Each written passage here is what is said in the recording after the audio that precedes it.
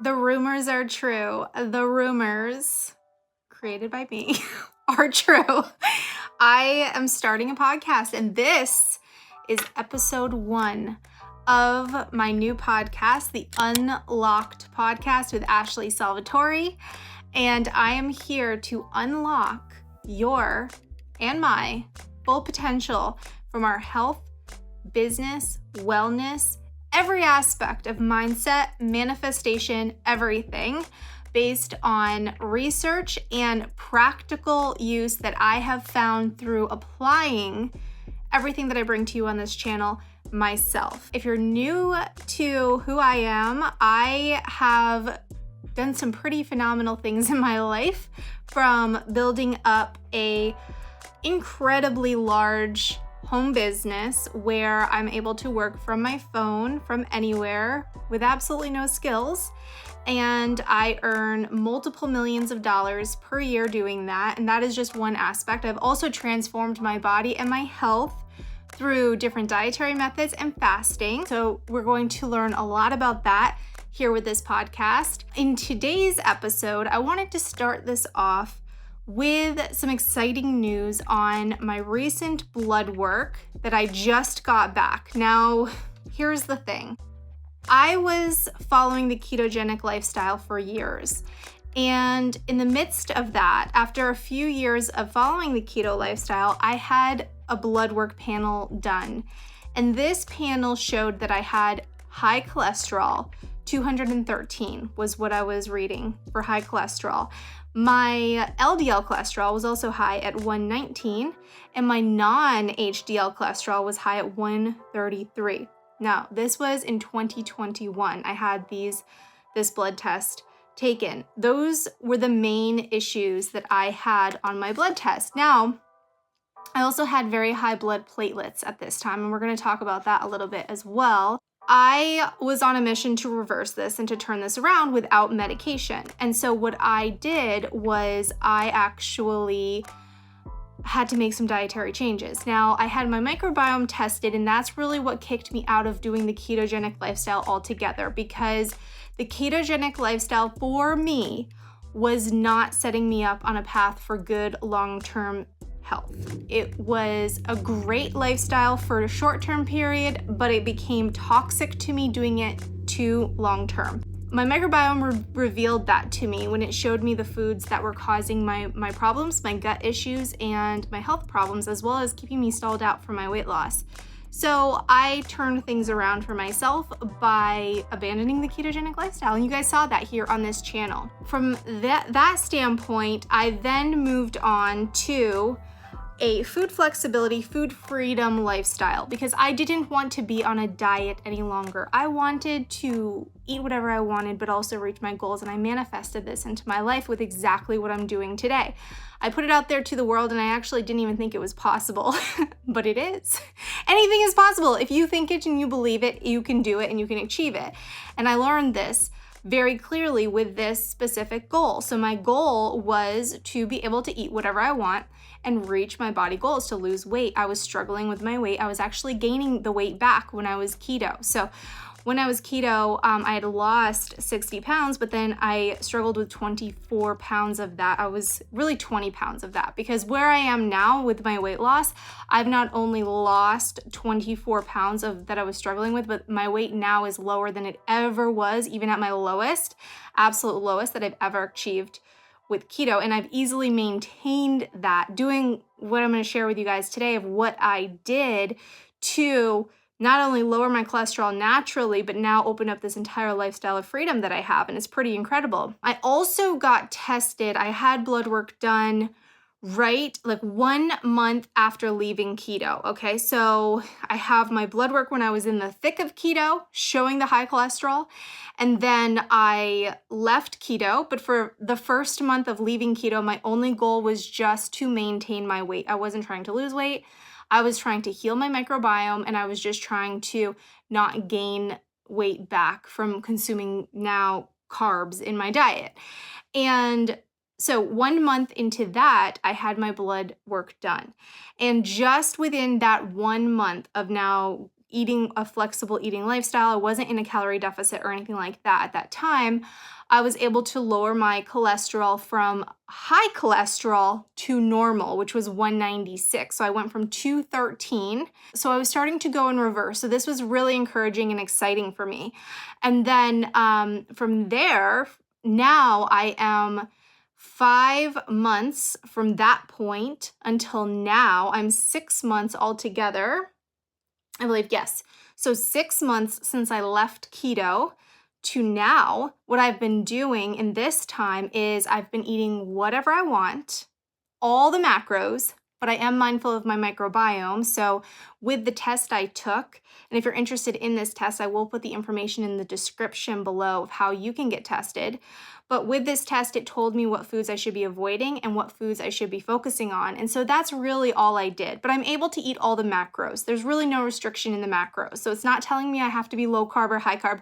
I can eat whatever. And so I do fasting. So previously when I was keto, I was doing between 16 to 18-hour fasting per day. And that was typical for me. So when I had these high cholesterol readings, I was doing fasting at that time as well. However, I was eating low carb, high fat. And then when I left keto, I decided to try out OMAD as a long-term solution. And if you're not familiar with OMAD, OMAD is 1 meal a day. And basically you get all the nutrition that your body needs within 1 meal. You don't try to stuff yourself. You just eat the right amount of food.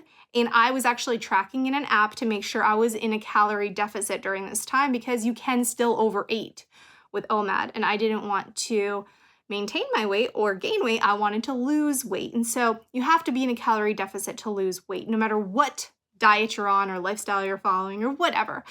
But I decided to challenge myself to 30 days of that. So with 30 days of OMAD, the first couple weeks were a little bit difficult because I had to make some arrangements in my lifestyle. No longer having dinner with my husband was the first one.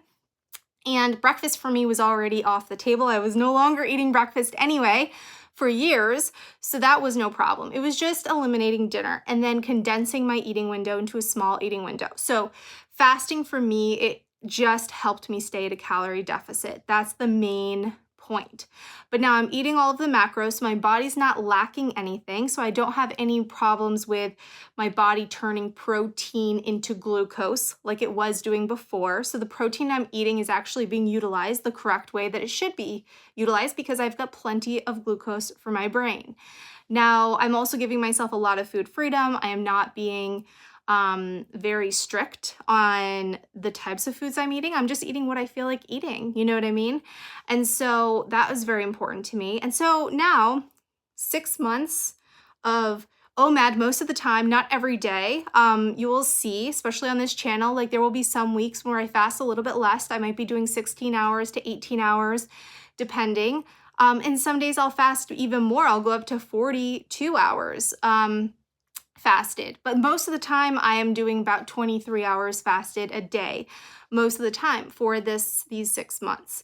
And with that, I have got my blood results back, and the results are absolutely mind-blowing, all in a good way, and it's exciting. Okay, it's so exciting. I didn't need to be on medication to do this to myself, and this is just the start, because my cholesterol is continuing to go down and everything else. So I do have a breakdown of all my macronutrients, my micronutrients, and all my vitamins and everything. I went to Quest Diagnostics to get this, and I did like their full fitness profile.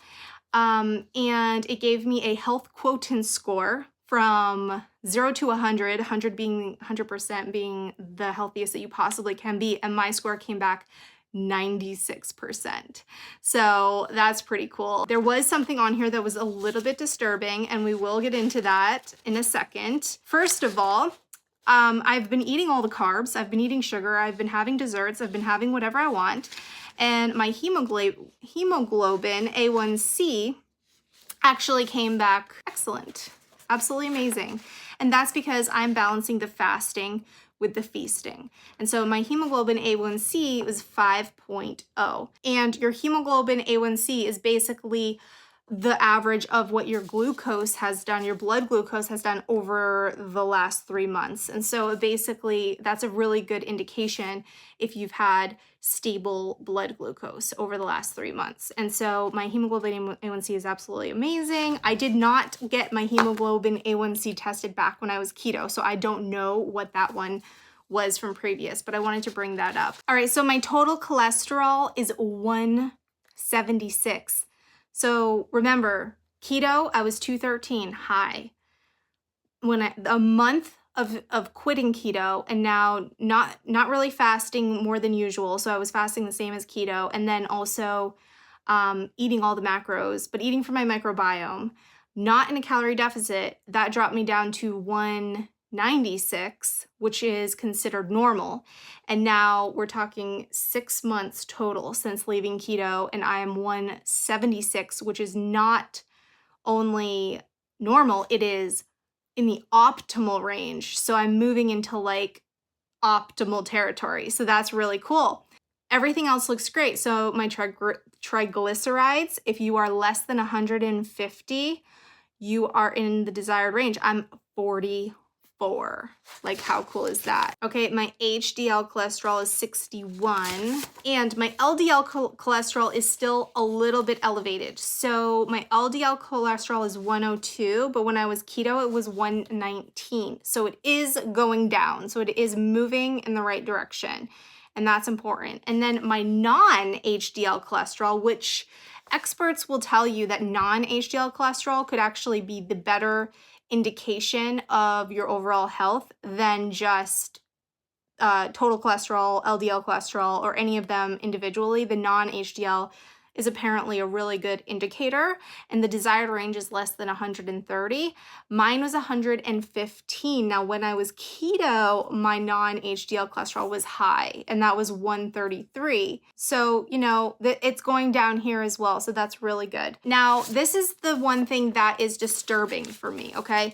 The disturbing thing for me is that 2 years ago in 2021, when I was keto, my platelets, my blood platelets were high at 472. I just kind of blew it off because I was like, oh, it's probably nothing. Maybe I just have like, I don't know, an infection or something like that.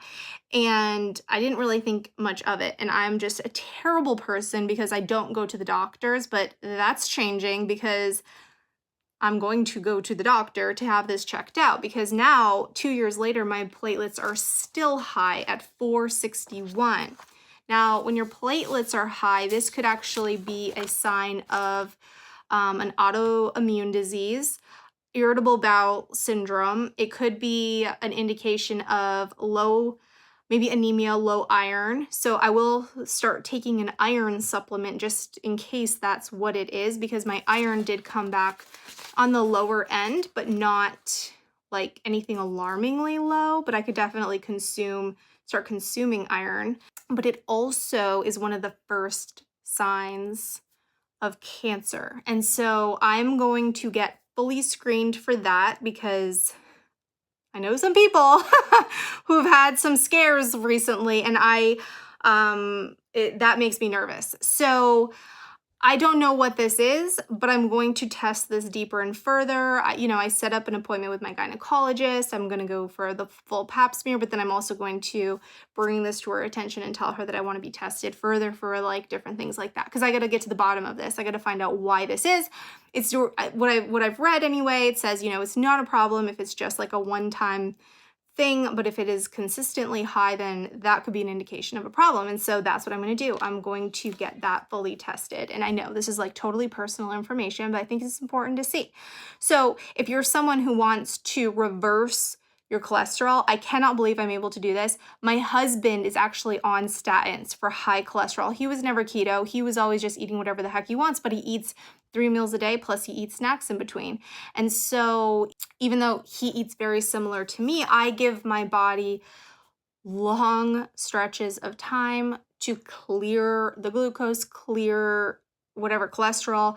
The other thing that I did, because my microbiome test revealed to me that I was reacting, my gut microbiome was reacting poorly to the red meat I was eating. It was on my avoid list. Red meat became on my avoid list, so I cut red meat out. And until I got retested, and then my retest told me I could add red meat in again. However, since I cut red meat out and I was eating a lot of red meat with keto, I feel so great. I just decided to keep the red meat away. So I will do red meat once or twice a month, and that's it. The red meat could potentially be a major, and the saturated fat, major contributor to my lowering my cholesterol, and I'm sure it is. Between the fasting, the calorie restriction, and as far as calorie restriction, my average calories per day are right around 1,400 calories, sometimes 1,300, sometimes 1,600, but typically right around 1,300 calories. So the calorie restriction, the fasting, and eliminating a lot of saturated fats. I still eat some like cheese and butter and stuff like that, but I don't go overboard. And I certainly don't add oil or butter to my coffee anymore, that is for sure. Plus I've lowered my sodium intake, so my sodium came back in perfectly normal ranges. I hope you enjoyed this first podcast episode. There will be many more to come. This is going to broaden the topics and ranges on this channel, and I would love to hear what you would love to see brought up here in future episodes. So let me know that. As of now, this is going to be a video podcast right here on this channel, but eventually I will probably be streaming these on other platforms as well, like Spotify, that sort of thing. But we're going to start this right here on this channel, and it's going to allow me to bring more content to you guys and to get you what you want next. Now, my next episode is going to be how to start OMAD and the best ways to start OMAD. And we're going to dive a little bit deeper into that. And these podcast episodes are definitely going to allow me to do deep dives with you guys too, as well as set up interviews with different people to be able to bring that to this channel as well. So I hope you guys enjoyed this one. Thanks for watching. Take care.